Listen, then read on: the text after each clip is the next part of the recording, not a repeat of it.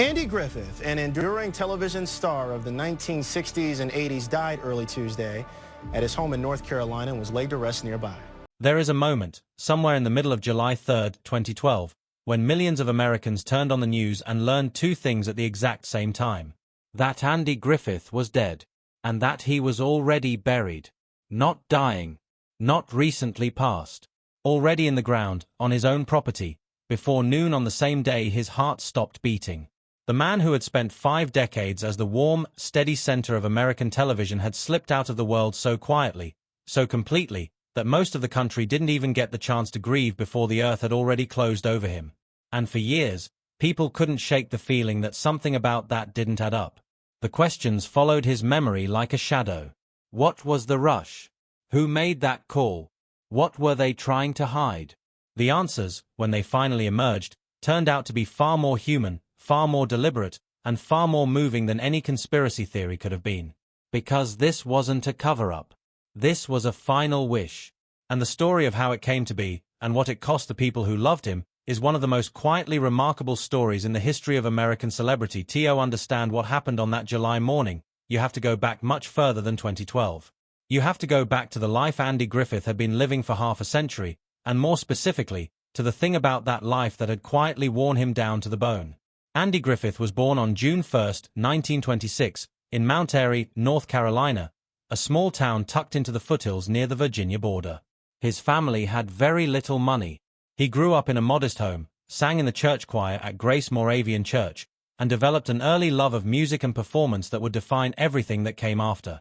He was not a child who seemed destined for national fame. He was a boy from a small town who worked hard, found his voice, and eventually made the world pay attention. By the early 1960s, the Andy Griffith Show had turned him into something he never entirely knew how to handle. He wasn't just famous. He was beloved in a way that very few public figures ever become, in a way that feels personal to the people watching, like they actually know you, like you belong to them in some essential sense. Sheriff Andy Taylor of Mayberry wasn't a character audiences admired from a distance.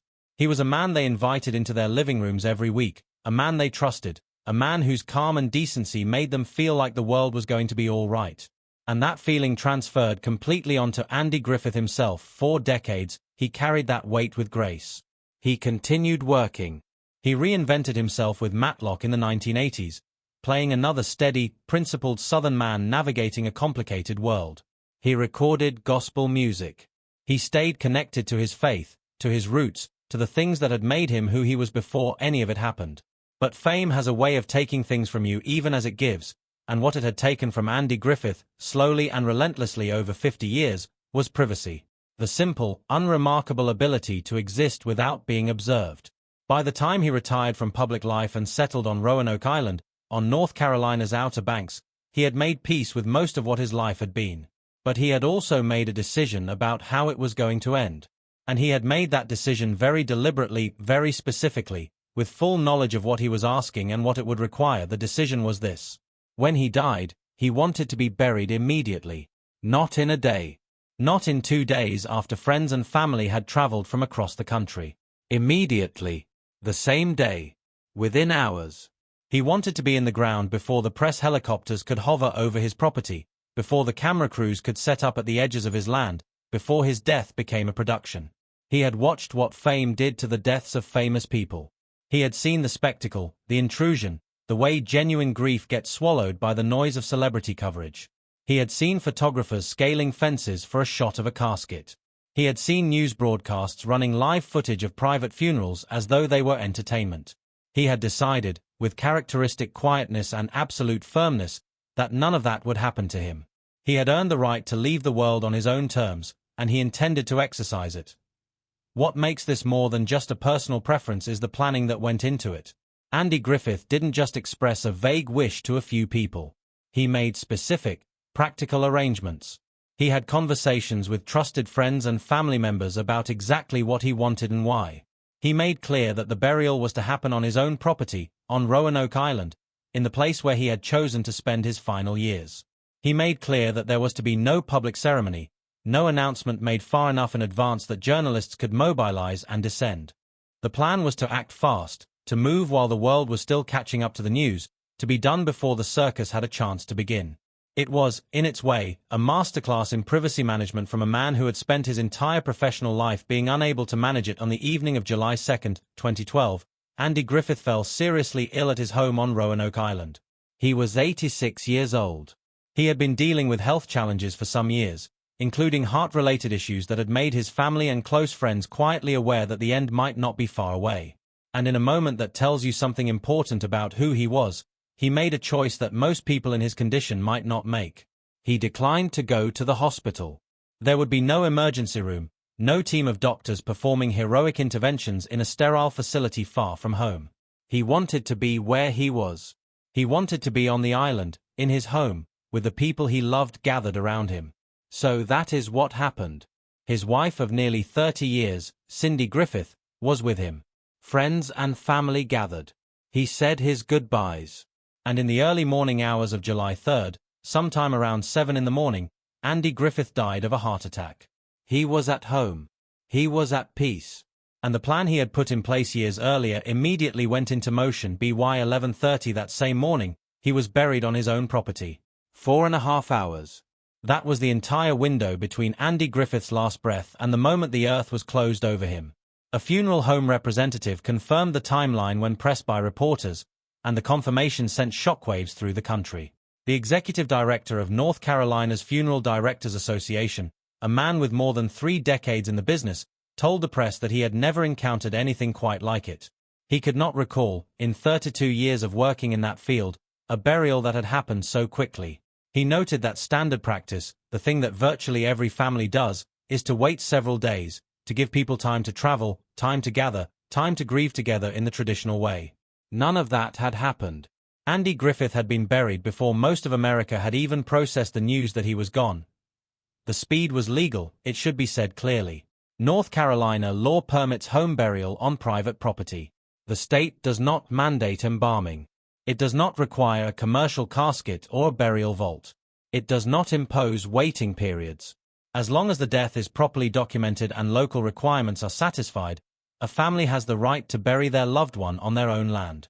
Andy Griffith was a private landowner in North Carolina, and what was done was entirely within the rights afforded to him by the laws of that state. But legality and normalcy are different things, and what happened that morning was so far outside the normal experience of death in America that the gap between legal and ordinary became the space where speculation grew. The conspiracy theories were not surprising, given the circumstances.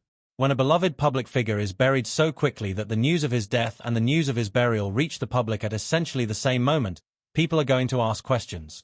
Some people questioned the cause of death itself, noting that no public autopsy was performed. Others pointed to the private property burial and the family's refusal to disclose the location as evidence that something was being concealed. There were whispers about Cindy Griffith, who had been alone at his bedside, who had managed the arrangements, and who had inherited his estate. The absence of a public funeral, the absence of any ceremony that fans or even distant friends could attend, struck many people as not just unusual but suspicious.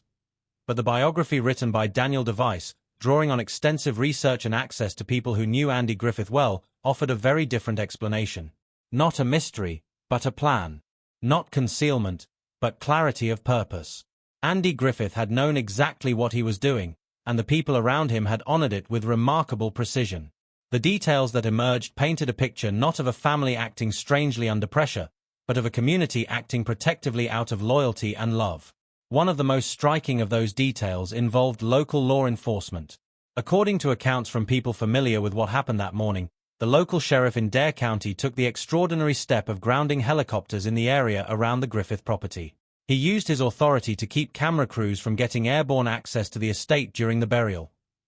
Pause on that for a moment, because it is extraordinary in more than one way.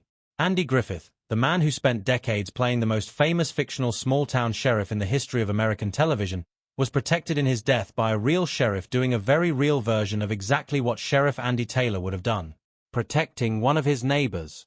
Using his position not for personal gain or political advantage, but to give a man who had earned it the dignity of a private farewell. The fictional Mayberry had always been a place where the community took care of its own. And on the morning of July 3, 2012, the real community of Dare County did the same thing. The neighbors closed ranks. The helicopters stayed down. The cameras never got their shot. And the plan worked exactly as Andy Griffith had designed it, but the plan, as perfectly executed as it was, carried a cost. And that cost fell most heavily on the person who perhaps had the most reason to be there and the least ability to get there in time. Andy Griffith had 2 children from his first marriage, both adopted. His son, Andy Griffith Jr., known as Sam, had struggled throughout his life with addiction and died in 1996 at the age of 36. The loss had been devastating for his father, a grief that Andy carried quietly but deeply for the rest of his life.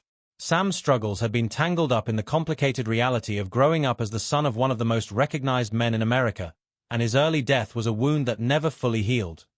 That left Dixie Griffith as Andy's only surviving child. And when her father was buried, 4.5 hours after his death, Dixie was not there. She could not get there in time. The timetable that had been designed to outrun the press also outran the ability of people who loved him to travel. By the time word could reach everyone who needed to know, by the time the reality of what was happening could register and people could move toward Roanoke Island, the burial was already underway or already complete. His only living child stood on the outside of her own father's burial, not because she was excluded in spirit, but because the clock simply did not allow for it. Years after his death, Dixie spoke publicly about this. What she said was notable for its absence of bitterness. She did not say she was angry. She did not say the decision was wrong. She said she understood completely why it had happened. She confirmed that her father had wanted exactly this, that he had not wanted a public funeral, had not wanted media attention, had not wanted his death to become a spectacle. She understood his wishes and she respected them. But she also said, simply and honestly, that she wished she could have been there. That she wished she could have stood at his graveside, said goodbye out loud, and had that moment of final closure that people carry with them for the rest of their lives. There is a kind of grief in understanding perfectly why something happened and still feeling the loss of it. Dixie Griffith seemed to carry exactly that. The plan had worked. The cameras never came. But the price of that success was that some of the people who had the deepest right to be present were absent. The tensions around Andy Griffith's death did not end with the burial. In 2013, approximately a year after he died, Cindy Griffith obtained a demolition permit from Dare County and had a small home that Andy had owned on Roanoke Island since the 1950s torn down. The house was a piece of genuine history, connected to the early years of his rise to fame. Friends of Andy's had understood that he had expressed a wish to see the house preserved, perhaps turned into a museum where people could come and connect with his story in a tangible way. The demolition ended that possibility entirely. People who had hoped to see the house become a place of memory were left with nothing. A physical connection to his life was simply gone.